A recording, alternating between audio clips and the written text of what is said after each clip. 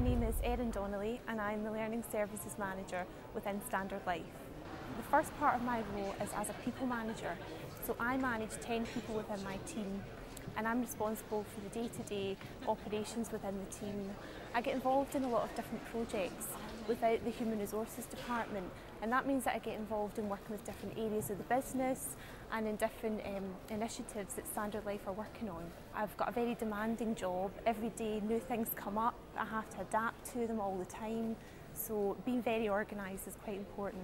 I went to Strathclyde University and I did a degree in marketing and human resources. After I'd finished university, I thought I really want to go into a role with a company that's going to continue to train and develop me. So I applied for different graduate programmes, and Standard Life was one of the graduate programmes that I applied for. So when I joined Standard Life, I really pushed hard to get a placement working in human resources. And I worked in the area for about 10 months. And I loved it, really enjoyed it, but I also wanted experience of working out in other areas of the business.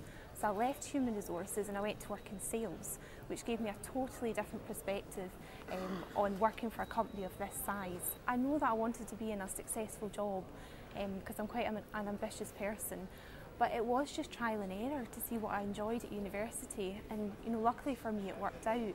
And I think I always envied people who knew exactly what they wanted to do. I've realised now that actually when you sometimes don't know the exact journey you want to go on, it's a bit more fun trying to find your way and going into jobs that you don't enjoy so much, because then you really realise what it is that you want to do.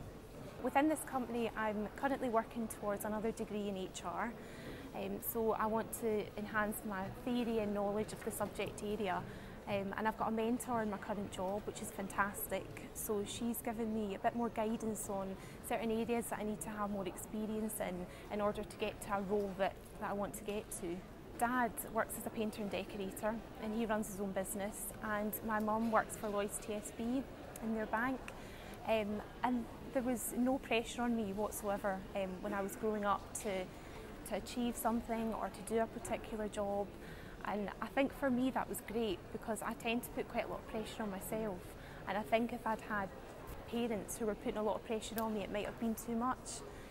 But what they did do was give me ambition, and they always taught me that if I worked hard I would achieve what I wanted to achieve, and I think that was instilled in me, and that's kind of given me that determination to get to a place where I want to be.